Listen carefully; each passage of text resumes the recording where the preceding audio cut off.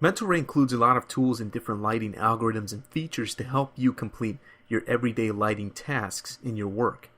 Now what we're going to do is talk about one of these features called global illumination. Global illumination is the process of creating indirect illumination similar to what happens in the real world. In the real world, light comes in through, say, a window in the inside of a building.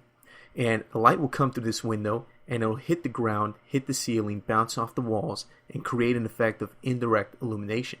So the entire room wouldn't be pitch black in the middle of the day, even if there's no lights inside this hypothetical room. So we can do the same effect with Mental Ray. Let's go ahead and open an example scene so we can see how this works. So I'll open up a scene called To Scene GI Start. So we'll open that scene up, and this is what we have. Pretty simple basic scene to illustrate the initial process of global illumination here. Now the first thing we'll do is create a test render here, so hit Shift and Q to go ahead and do that, and this is what we get, very fast render. Now the problem is we're using the default scanline renderer at the moment, and I can tell simply because of the way that the render frame window looks. If you notice, the whole bottom control scheme down here, the whole UI at the bottom, is gone. The one that we've been working with already so far. So let's close that window. Let's go ahead and open up the, if we go to rendering here, open up the render setup window, shortcuts F10. What we'll do is simply, let's right click right here, anywhere inside this window here, hit close all to close all those rollouts. Just makes things a lot simpler on your eyes when you don't have all these rollouts open at the same time. Now the rollout we're interested in is the assign renderer rollout, so let's click on that to open it. We can see that the production renderer right now is set to the default scanline renderer. That's no good. So let's click on this button over here and let's select Mental Ray from the list, hit OK, and now you can see the production renderer is listed as Mental Ray, which is the renderer that we want to use. Okay, so let's close that. Let's go ahead and do another preview render here, and this is what we get. Now by default we're using Final Gathering. This whole time for the duration of this tutorial up till now, we've actually had Final Gather. Excuse me, editor, edit that out of the video, edit that out of the video, starting in 3, 2, 1. Up until now, the whole time during this tutorial, we've been using Final Gather. Final Gather has been turned on by default by 3ds Max. It's just the way that it works. Okay? What we're going to do is turn off Final Gather. More information with Final Gather will be covered later in this tutorial, so don't worry about that now. We're going to dedicate a couple of chapters just to that. So what we want to do is turn off Final Gather. One way to do that is down here in the UI of the render frame window. We can see here it says Final Gather Precision, and right now it's set to Custom. What I want to do is take this slider and pull it all the way to the left. Once I do that, it should say right here, Final Gather Disabled. Once that happens, hit render again, and you notice it doesn't do the Final Gather calculation anymore. And the render appears just like it looks in the viewport, pretty much. Now another feature we want to activate is right here in the Reuse section of the UI on the render frame window. The geometry option here. What happens is that Mental Ray is a plug-in renderer for 3ds Max. Okay? What that means is that every time you render out, all of the scene geometry, for example in this case this room here in the background, has to be translated for Mental Ray to be able to render it. This translation process actually happens extremely fast. In this particular case here with this scene, it happens so fast that you pretty much can't even count it. It happens in less than a second. Okay? Now with a more complicated scene, say an architectural scene or some other kind of scene with lots of trees or forest or characters or anything like that, when we have lots and lots of geometry, this can actually cause the renderer to slow down, the process of translating the geometry to Mental Ray. So we can actually turn that feature off or on. For example, we can use the geometry option here. If we turn it on and we render again, Mental Ray will translate the geometry and cache it. If we want to lock the cache, we can hit this little lock button right there. And now what will happen is that the geometry that's in the cache will continue to be reused over and over again. So Mental Ray won't waste time translating the scene every time we render. Now again, in this particular case, it's not going to make a difference too much because the scene geometry is so simple, the translation process literally takes less than 1 second, so you don't feel it.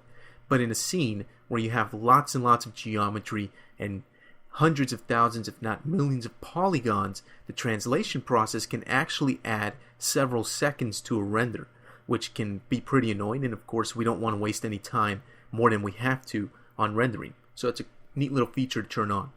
So what I'm going to do now is just go ahead and close this. We need a light in the scene because right now we don't have any lights. Before I do that though, I'm going to go ahead and save this view out. I'm going to be rendering from this perspective view right here at this angle. I'm going to be rendering my scene from here. What I want to do is be able to memorize or record this position here. To do that's actually pretty easy. Let's go up to the Views menu, and we're going to go down to this option here. It says Save Active Perspective View. When we click on that, it looks like nothing happened. But if we rotate our camera around and we pull out from this scene like this, and we want to go back to that exact same position from before, all we have to do is go back to Views and hit this button down here. It says Restore Active Perspective View.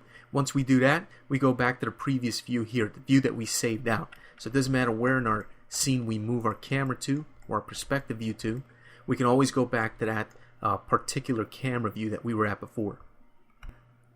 So now let's go ahead and create this this light. So let's go to the Create menu, and I'm going to go down to Lights. I'm going to go to Photometric Lights, and I'm going to create an MR Sky portal. So Mentor portal light.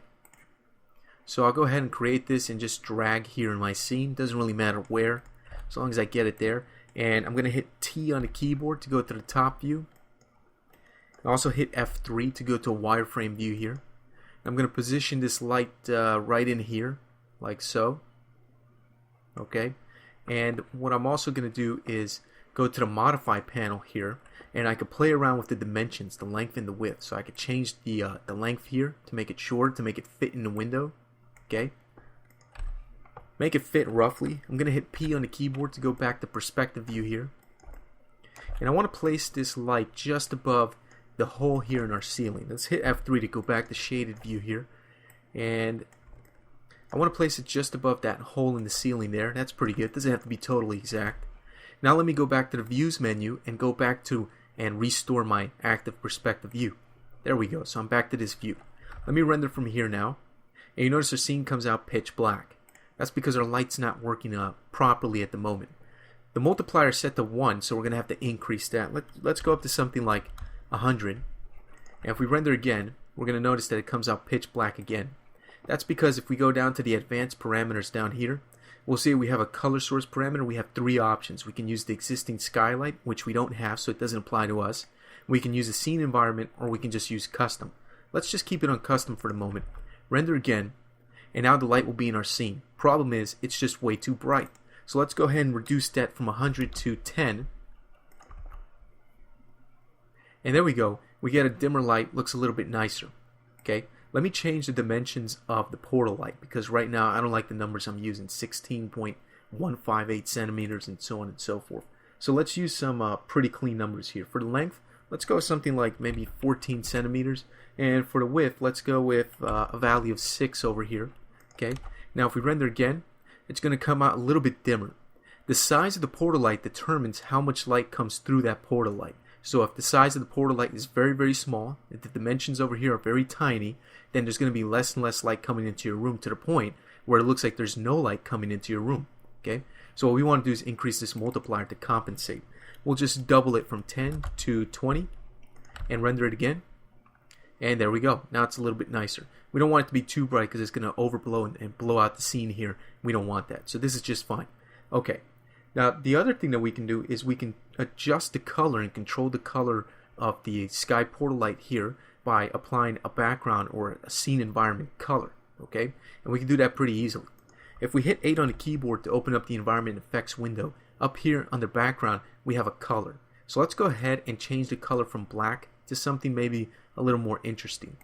How about like a nice soft bluish type hue? And I have some numbers here that I'm going to use. For the red channel up here, I'm going to go ahead and plug in 226. For the green channel, I'm going to use 253. And for the blue channel, I'll use 255. So now we get this very soft kind of sky blue color. Alright, let's go ahead and close the environment and effects window right there. And if we go ahead and render this out again, we notice that the background color right there is that light blue, but the light still did not change. That's because we need to change the color source to the second option, which is Use Scene Environment. Now if we render this out again, we'll notice that now there's this nice soft bluish hue on the light. It's basically taking in the color of the background environment there, the scene environment, and using it to control the color. So it looks pretty good. Okay. Now what we need to do is turn on global illumination because it's not on. You notice that there's these dark pitch black areas. The reason that's happening is because those are areas where there is no light directly shining on it. This portal light is shining downward. Okay, so that means that the ceiling is getting no light. This is very unrealistic because this would not happen in the real world. In the real world, if this were an actual interior space, light from the sun would come in through this hole in the ceiling. It would bounce off the walls and the floor and off the ceiling. So we would have this subtle indirect illumination in these dark areas. It wouldn't be pitch black like this. Okay, so let's use global illumination to do that.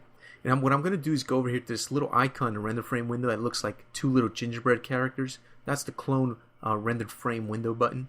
So I'll click on that, and you notice that it makes a duplicate of that render so that I can come back and compare and contrast later. So what I'm going to do is go up to the rendering menu, go to render setup, and what we're going to do is go to the indirect illumination tab from Mental Ray. Now here you'll find several rollouts. The two main rollouts are Final Gather and Caustics and Global Illumination. We're not using Final Gathering yet. We'll get into that later in the tutorial. Right now we're dealing with Global Illumination, so let's open up that rollout. There's two main sections here, a small section on the top for caustics, and we'll talk about that later. We'll dedicate a chapter to that. And then on the bottom there's a larger section dedicated to global illumination, GI for short. Okay, right now it's off by default, so let's go ahead and turn it on. We're not going to play around with any of these settings just yet. All we want to do is activate GI and see what happens. So let's go ahead and close that window down. Let's go back to our render frame window here, and what we're going to do is we're going to render this out with global illumination turned on. Now the render happened extremely fast, only took about a second to do that. Now if we look at the render frame window and we look at the window that we cloned earlier, okay, the image on the left is the image with no global illumination, and the image on the right is the image with global illumination. There's a pretty big difference between the two. The difference is that the global illumination can be easily and clearly seen in this new image. You can see that there's light bouncing off the walls and the ceiling, and you see this color splotching everywhere. Now obviously the color splotching doesn't look good. It's full of artifacts and it's very low quality. That's because we're using the default global illumination settings and we haven't even begun to tweak this. Okay, so for this video we just wanted to activate global illumination and start using it and learn how to turn it on and activate it. I'm going to end the video here, and in the next video what we're going to do is we're going to look at how to tweak it, how to play around with the parameters, how to control the parameters, and you'll have a much better and more technical understanding of how this global illumination works, how to control it, and how to make it look good while still rendering pretty fast. Okay, so I'll see you in the next video.